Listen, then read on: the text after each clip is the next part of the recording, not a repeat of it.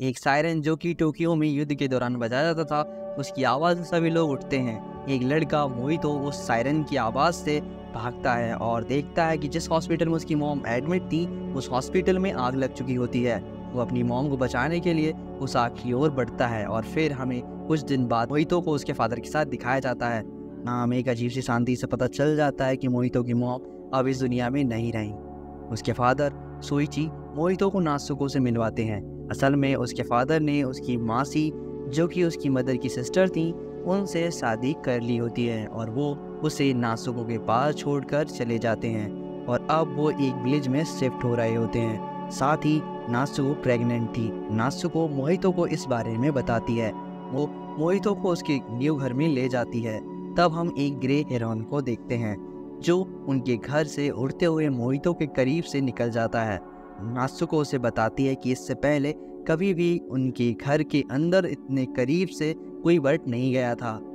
खैर, आगे बढ़ने पर उसकी मुलाकात 7 काफ़ी बुजुर्ग लेडीज से होती है जो कि सोइची के बैग को ओपन कर रही होती हैं। साथ ही वहाँ ओल्ड अंकल भी थे। इसके बाद नात्सुको मोहितो को उसके रूम में छोड़कर चली जाती है, जहाँ एक बार फिर वो ग्रे हेरॉन उसकी विंडो को नॉक कर चला जाता है। लेकिन मोहितो को अपनी मॉम की काफ़ी याद आ रही होती है, सो वो उन्हें याद कर सो जाता है। वो उन्हीं का सपना देख रहा होता है जहाँ वो उन्हें नहीं बचा पाया। वो रोते हुए उठकर बाहर चला जाता है, जहाँ उसकी मुलाकात फिर एक बार ग्रे हेरॉन से होती है जो कि उड़कर टावर पर चला जाता है। सो मोहितो भी उसका पीछा कर उसके पीछे चला जाता है। टावर में हेरॉन के काफ़ी सारे टूटे हुए पंख होते हैं। वो ट्राई करता है उस टावर में जाने का, बट वो ओल्ड लेडीज उसे पुकारने लगती हैं और उसे बाहर आना पड़ता है। वो उन लेडीज से उस टावर के बारे में इंफॉर्मेशन निकालने की कोशिश करता है, पर उसे कोई खास इंफॉर्मेशन नहीं मिलती। बट नात्सुको मोहितो को बताती है कि वो टावर उनकी मदर के अंकल ने बनवाया था, जो कि काफ़ी इंटेलिजेंट थे, बट उनका माइंड लॉस्ट होने से वो अचानक से गायब हो गए और नात्सुको मोहितो को आगे से उस टावर में ना जाने को कहती है। अगले दिन उसके फादर उसे स्कूल में छोड़कर आते हैं, जहां उसके साथी उसे काफ़ी अजीब तरीके से देख रहे होते हैं और घर आते समय उसकी फाइट कुछ लोगों से हो जाती है और वो खुद को चोट पहुंचा लेता है और घर पर वो सभी को ये बताता है कि वो गिर गया था। अब जब वो आराम कर रहा होता है तो अगेन वो हेरॉन उसकी विंडो के पास आ जाता है और उससे बात कर रहा होता है। इस सब से मोहितो डर जाता है और उसे भगाने की कोशिश करता है। मोहितो जब थोड़ा बेहतर महसूस कर रहा होता है तो बाहर निकलकर उस हेरॉन के पास जाता है, जो कि काफ़ी पावरफुल होता है और मोहितो को उसकी मॉम से मिलवाने के वादे के साथ लुभाता है और कहता है कि उसकी मॉम अभी जिंदा हैं और उसका इंतज़ार कर रही हैं। ये सुनकर वो एकदम से सुन पड़ जाता है और काफ़ी सारे फ्रॉग्स और मछलियाँ उसे अपने साथ मिलने को कहती हैं और वो उसे चारों ओर से घेर लेती हैं। तभी नात्सुको वहाँ आ जाती है और वो अपने तीर से बचा लेती है। एंड जब उसे होश आता है तो वो बेड पर होता है। उसके फादर उसे आराम करने का कहते हैं और उस कल्प्रेट को पकड़ने का कहकर वहाँ से चले जाते हैं, जिसने कि उससे फाइट की थी। एंड फिर एक ओल्ड लेडी मोहितो को नात्सुको के पास ले जाती है, क्योंकि नात्सुको मोहितो से बात करना चाहती थी। वो काफ़ी पेन में थी। साथ ही मोहितो की घाव को देखकर और भी दुखी हो जाती है। मोहितो का बिहेवियर रूड था। वो बिना कुछ बात किए सिर्फ प्रे कर वहाँ से चला जाता है। अब तभी उसकी विंडो से वही हेरॉन उससे बात करता है। मोहितो उस पर हमला करने के लिए बढ़ता है और नाइफ निकालता है, पर वो हेरॉन वहाँ से चला जाता है। तब मोहितो अपने घर में ओल्ड अंकल से नाइफ को साफ करना सीखता है, जिसके लिए वो उन अंकल को सिगरेट का पैकेट देता है, क्योंकि वो नाइफ की हेल्प से एक धनुष को बनाना चाहता था। अब उसने वो धनुष तो बना लिया था, पर वो किसी काम का नहीं था। सो एक लेडी उसे बुलाकर रियल धनुष ऑफर करती है, बट उसके बदले वो सिगरेट का पैकेट मांगती है। बट मोहितो ने सारी सिगरेट ओल्ड अंकल को दे दी थी, सो अब वो हेल्प नहीं ले सकता था। आगे उसे उस हेरॉन के पंख मिलते हैं, जो कि वो अपने साथ ले आता है एंड फिर वो उनका यूज़ तीर बनाने में करता है। इस बीच वो पाता है कि नात्सुको घर से कहीं दूर जा रही होती है, लेकिन वो इस बात को नज़रअंदाज कर देता है और तीर बनाने में लग जाता है और पंख के यूज़ से वो तीर बना लेता है, जो कि काफ़ी पावरफुल होता है। एंड उसे उसकी डेस्क पर उसकी मॉम की हाथों से लिखी हुई बुक मिलती है जिसे रीड करने पर उसे रोना आ जाता है। साथ ही हम देखते हैं कि नासुको को वो सारी लेडीज़ ढूंढ रही होती हैं। तब मोहितो उन्हें इन्फॉर्म करता है कि उसने उन्हें फॉरेस्ट की ओर जाते हुए देखा था एंड वो एक ओल्ड लेडी को अपने साथ आने का कहकर फॉरेस्ट की ओर जाने लगता है। ओल्ड लेडी उसे आगे बढ़ने से रोकती है बट वो नहीं मानता, सो ओल्ड लेडी को भी उसके पीछे जाना पड़ता है। सो वो दोनों एक बड़े से महल के पास पहुंच जाते हैं जिसमें से किसी की आवाज़ आती है। ओल्ड लेडी उसे रोकती है बट मोहितो नासुको के बगैर घर वापस जाने के लिए रेडी नहीं होता और उस महल में चला जाता है। उस महल के अंदर जाने पर वो चेक करता है कि वो आवाज़ उस ग्रे हेरोन की थी।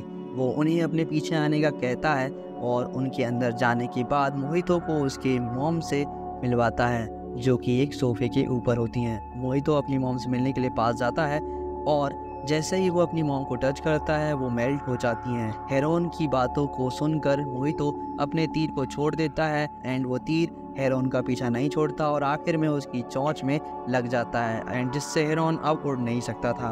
तब मोहितो नासुको के बारे में पूछता है और वहाँ ले चलने को कहता है एंड जिस पर वो उसे एडवाइस के तौर पर वहाँ जाने से मना करता है।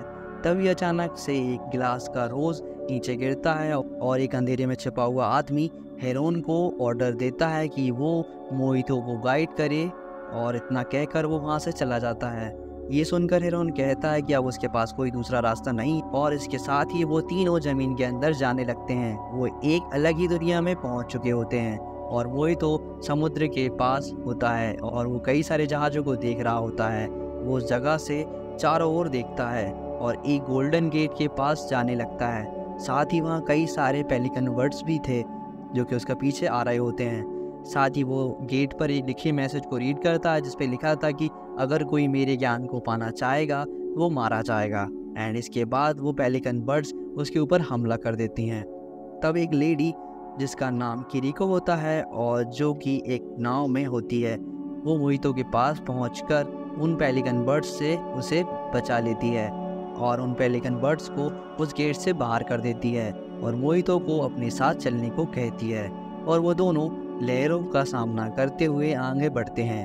वो लेडी एक बड़ी सी फिश को पकड़कर अपने घर की ओर जाने लगती है जिस बीच वो एक दूसरे के बारे में जानते हैं।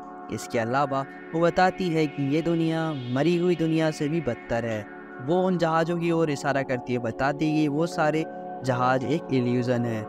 इसके अलावा वो उन अजीब से दिखने वाले लोगों के बारे में बताती है जो कि किसी को मार नहीं सकते हैं। सो वो किरिको से उस पकड़ी हुई मछली को खरीदना चाहते थे। इसके बाद वो एक बड़े से आइलैंड के पास पहुंच जाते हैं जहां उन लोगों की संख्या काफ़ी ज़्यादा थी और साथ ही वहाँ काफ़ी क्यूट से दिखने वाले क्रिएचर थे जो कि किरिको को देखकर उसकी ओर बढ़ने लगते हैं। उन्हें इस मूवी में 12-12 कहा गया है। वो उस बड़ी सी फिश को अपने साथ ले जाने लगते हैं। वो उस फिश को खाने के लिए यूज़ करने वाले थे। मोहितो मून नाइट को देखने बाहर आता है तो पाता है कि वो क्रिएचर उस मून की लाइट में आसमान की ओर जा रहे हैं। तब किरिको बताती है कि ये तब होता है जब क्यूट क्रिएचर मैच्योर हो जाते हैं और तब वो आसमान में उड़ पाते हैं और ये बहुत समय बाद हुआ है कि वो उड़ पा रहे हैं और वो एक बार फिर जन्म लेंगे लाइक ह्यूमंस। लेकिन अचानक से पेलिकन बर्ड्स का ग्रुप वहाँ आ जाता है जो कि उन क्यूट क्रिएचर्स को खाना स्टार्ट कर देता है। लेकिन एक लड़की जिसका नाम हिमी होता है वो अपनी पावर का यूज़ करके आसमान में फायरिंग स्टार्ट कर देती है जिससे सारे पेलिकन बर्ड्स फायर की वजह से वहाँ से भागने लगते हैं। हालांकि इससे नुकसान उन क्यूट क्रिएचर्स को भी होता है। इसके बाद हिमी वहाँ से चली जाती है। मोहितो के आराम करने के दौरान किसी की आवाज़ सुनाई देती है और उसके चेक करने पर वो पाता है कि वो एक पेलिकन बर्ड है जो कि काफ़ी इंजर्ड है। वो पेलिकन बर्ड मोहितो को उसे मार कर मुक्त करने के लिए कहता है क्योंकि उसका पंख इंजर्ड हो चुका था, सो अब वो उड़ नहीं सकता था। तब मोहितो उससे कहता है कि उसे हमला नहीं करना चाहिए था क्योंकि उसके हमला करने पर ही वो इंजर्ड हुआ है। तब पेलिकन बर्ड बताता है कि असल में उन्हें खाने के लिए समुद्र में मछलियाँ नहीं मिल पाती हैं, मीन्स समुद्र में मछलियाँ नहीं हैं, जिस वजह से उनके पूरे क्लैन को भूख का सामना करना पड़ रहा है और यही वजह थी कि उन्होंने उन पर हमला किया। साथ ही वो उस जगह के बारे में बताता है कि उन्होंने आसमान में काफ़ी ऊंचाई तक उड़ान भरी लेकिन अंत में उन्हें यही आइलैंड मिलता था, मीन्स उनके लिए कोई दूसरी जगह नहीं थी जहां वो जा सकें और उसके इन शब्दों के साथ उसकी डेथ हो जाती है। तभी ग्रे हेरोन वहाँ आ जाता है, जो मोहितो को देखता है, जो कि पेलिकन वर्ड को दफना रहा होता है। मोहितो हेरोन से नासुको के बारे में पूछता है एंड किरीको हेरोन को मोहितो की हेल्प करने के लिए कहती है। साथ ही वो मोहितो को एक ओल्ड लेडी की डॉल देकर अलविदा कहती है और किरीको बताती है कि शायद वो फिर आगे कभी ना मिल सके। इस पर मोहितो रोते हुए किरीको से अलविदा कहता है। यहाँ मोहितो के फादर मोहितो, नासुको और ओल्ड लेडी के लिए काफ़ी परेशान होते हैं। वो उन्हें काफ़ी जगह ढूंढ चुके होते हैं एंड जिस पर एक ओल्ड लेडी बताती कि इस तरह की घटनाएं उस टावर के आसपास काफ़ी समय से होती रही हैं। असल में उस टावर को किसी भी इंसान ने नहीं बनवाया था, वो टावर आसमान से आया था। उस टावर को उनके अंकल ने खोजा और रेनोवेट करवाया, बट उसके रेनोवेशन के दौरान एक बड़ा हादसा हुआ और काफ़ी लोग मारे गए और साथ ही इंजर्ड भी हो गए।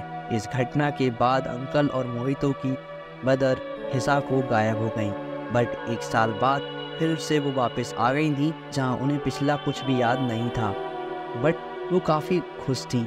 ये सुनकर मोहितो के फादर उस टावर को ओपन करने का सोचकर उस टावर की ओर निकल जाते हैं। यहाँ मोहितो हेरोन के साथ आगे बढ़ रहा होता है।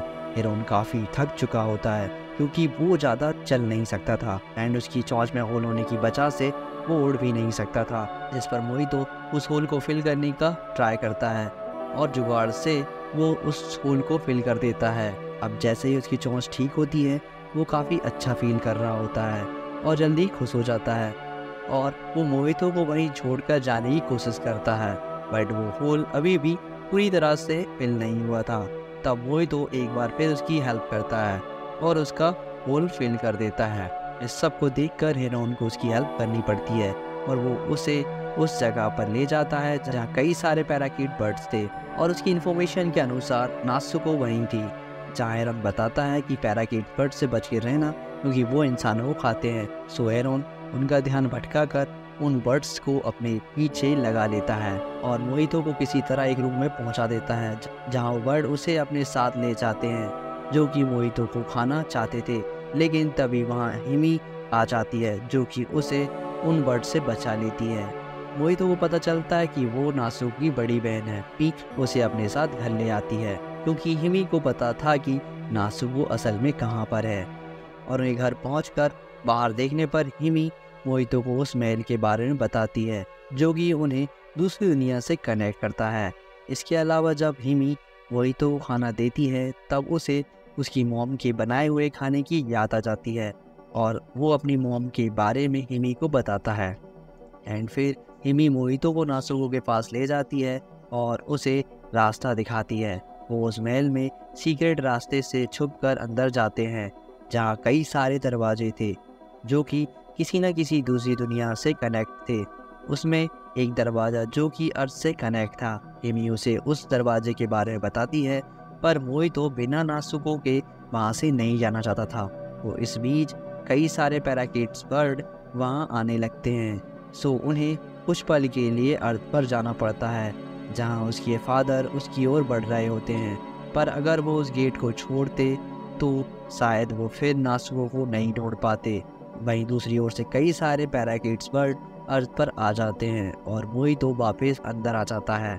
मोहितो हिमी की हेल्प से किसी तरह नासुको वाले रूम के पास पहुंच जाता है, बट वो रास्ते में पड़ने वाले रॉक टनल को टच कर लेता है, जिससे कि उसके अंदर इलेक्ट्रिक करंट फ्लो होने लगता है, जिस वजह से हिमी मोहितो को अंदर जाने से मना करती है, बट वो अंदर चला जाता है। मोहितो नासुको के पास पहुंचकर उसे बुलाता है, बट वो अंदर चला जाता है। मोहितो नासुको के पास पहुंचकर उसे बुलाता है और साथ चलने को कहता है। अब क्योंकि मोहितो के अंदर इलेक्ट्रिक पावर थी, सो उसके चारों ओर के सारे पेपर उसकी ओर आने लगते हैं और उसे कवर करने लगते हैं।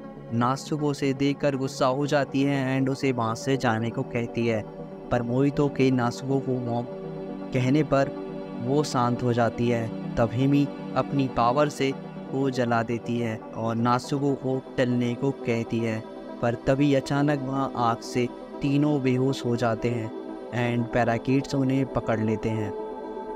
एंड सीन फिर शिफ्ट होता है, जहाँ मोहितो एक रूम के अंदर होता है। वो एक बड़े से हॉल से होकर एक ओल्ड मैन के पास जाता है, जो कि नासुको के ग्रैंडफादर थे, जो कि स्टोन से एक टावर को बना रहे थे। बताते हैं कि इस दुनिया को ख़त्म होने में ज़्यादा समय नहीं है, क्योंकि वो दुनिया एक दिन के बाद ख़त्म हो जाएगी। और वो ये कहकर मोहितो को अपने साथ ले जाते हैं। वो मोहितो को एक बड़े से रॉक के पास ले जाते हैं, जो कि सोर्स था उस सी वर्ल्ड का। एंड अब क्योंकि वो काफ़ी ओल्ड हो चुके थे, सो वो उस वर्ल्ड के लिए एक न्यू प्रतिनिधि को ढूंढ रहे थे, जो कि उस वर्ल्ड की रक्षा करे। और क्योंकि मोहितो के अंदर उनका खून था, तो वो उस काम को कर सकते थे।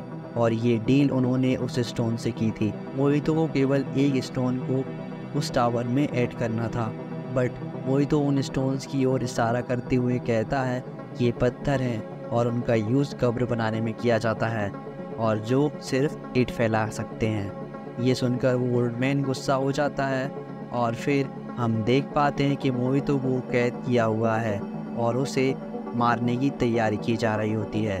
तभी हेरोन वहाँ आकर उसे छुड़ा लेता है, और किसी तरह वो वहाँ से निकलते हैं। और उनके वहाँ से निकलते समय मोहितो हिमी को देखता है, जिससे पैराकिड्स का किंग अपने साथ ले जा रहा होता है। हेरोन से पता चलता है कि वो हिमी को नेगोशिएट करने के लिए यूज़ करने वाले हैं, ताकि वो इस दुनिया पर कब्जा कर सकें। और किंग हिमी के साथ चला जाता है। मोहितो और हेरोन उनका पीछा करते हैं, और वही दोनों पैराकिड किंग का पीछा करने के लिए टावर पर चढ़ते हैं। इस दौरान वो किंग उनको नीचे गिरा देता है और हिमी के ग्रैंडफादर के पास पहुंच जाता है। हिमी के ग्रैंडफादर और किंग के डिस्कशन के दौरान हिमी के ग्रैंडफादर किंग को बताते हैं कि रॉक हिल रहा है, जो कि काफ़ी खतरनाक संकेत है इस दुनिया के लिए। और वो पैराकिड के किंग से कुछ समय मांगते हैं। अब किंग हिमी को वहाँ छोड़कर चला जाता है। हिमी के ग्रैंडफादर हिमी और मोहितो को वापस जाने के लिए कहते हैं। इसके बाद मोहितो हेरोन के साथ उस दरवाजे के अंदर चला जाता है, जहाँ उसका पीछा वो किंग कर रहा होता है। अंदर जाने पर मोहितो की मुलाकात हिमी से होती है, जो मोहितो को वापस देखकर खुश होती है। वो किंग उनका पीछा कंटिन्यूसली कर रहा होता है। हिमी मोहितो को उसके ग्रैंडफादर के पास ले जाती है, जहाँ वो सबसे पहले मोहितो से कहते हैं कि उनके स्टोन्स में नफरत के लिए कोई जगह नहीं है। उन्होंने उन स्टोन्स को खोजने के लिए अंतरिक्ष और समय में बहुत दूर तक यात्रा की थी। तब उन्हें वो 13 स्टोन मिले थे। वो मोहितो को एक सुंदर दुनिया बनाने की रिक्वेस्ट करते हैं। मोहितो अपने घाव को दिखाते हुए कहता है कि ये घाव मेरी नफरत की निशानी है। उसके हाथ नफरत से भरे हुए हैं, और वो नहीं चाहता कि वो अपने इन नफरत वाले हाथों से उन स्टोन्स को टच करे। वो अपनी मदर नासुको के साथ वापस अर्थ पर जाएगा और हिमी, किरिको और हेरोन के जैसे दोस्त बनाएगा। तब हिमी के ग्रैंडफादर उसे बताते हैं कि उनके पास ज़्यादा समय नहीं है। अगर वो उस टावर को अपने हाथों से नहीं बनाएगा, तो वो सी वर्ल्ड जल्दी ही तबाह हो जाएगा। सो वो उस स्टोन की मदद से एक टावर बनाने की रिक्वेस्ट करते हैं। उनकी ये बात चल ही रही होती है कि तभी पैराकिड्स का किंग उनके सामने आ जाता है, जो कि उस दुनिया को बचाने के लिए उन स्टोन्स को छू लेता है और खुद एक बेहतर दुनिया बनाने की कोशिश करता है। लेकिन वो ढेर बहुत अस्थिर होता है और गिर जाता है। ये देखकर वो खुद उन स्टोन्स को तबाह कर देता है, और जैसा कि वो स्टोन्स ही इस दुनिया को बचाए हुए थे, सो वो दुनिया तबाह होने लगती है। हिमी के ग्रैंडफादर उस स्टोन के साथ गायब होने लगते हैं, और जाते जाते वो मोहितो और हिमी को वापस अपनी दुनिया में जाने को कहते हैं। हिमी अपने ग्रैंडफादर के लिए दुखी होती है, पर मोहितो उसे वहाँ से ले जाता है। साथ ही वहाँ पर चारों तरफ से बाढ़ आ रही होती है। तब हेरोन उन्हें किसी तरह अपने साथ ले जाता है, और धीरे धीरे वो वर्ल्ड खत्म होता जा रहा होता है। उस वर्ल्ड के सभी लोग वहाँ से निकलकर अर्थ पर जा रहे होते हैं। किरिको नासु की हेल्प करती है और उसे अपने साथ गेट्स तक ले जाती है, जो कि अर्थ से कनेक्ट थे। वही तो हिमी से आखिरी बार मिलता है, जहाँ हिमी उसे बताती है कि वो उसकी मोम है, जहाँ वही तो उससे ज़िंदा रहने के लिए कहता है, क्योंकि उसकी डेथ आग की वजह से हुई थी। लेकिन हिमी बिना किसी पछतावे के साथ अपने समय में लौट जाती है। एंड इसके बाद वो सभी अपने अपने दरवाज़ों से अपने अपने समय में चले जाते हैं। मोहितो और नात्सुको अपने टाइम में वापस आ जाते हैं, जहाँ उनके पीछे हेरोन और काफ़ी सारे बर्ड्स भी आ जाते हैं। तब हेरोन मोहितो को याद दिलाता है कि उसके पास कुछ है जो उससे नहीं रखना चाहिए। वो उस स्टोन को, जो कि उसने अपने पास रखा हुआ था, याद दिलाता है और उसे भूलने की सलाह देता है एंड गुड बाय कहकर वहाँ से चला जाता है। वो डॉल जो कि किरीको ने मोहितो को दी थी वो रियल बन जाती है, जो कि असल में किरीको थी और किरीको ने ही उसे दी थी। सारी ओल्ड लेडीज उसे देखकर खुश होती हैं और एंड में 2 साल बाद मोहितो अपने फादर मदर के साथ टोक्यो वापस चला जाता है। इस तरह ये मूवी एंड हो जाती है।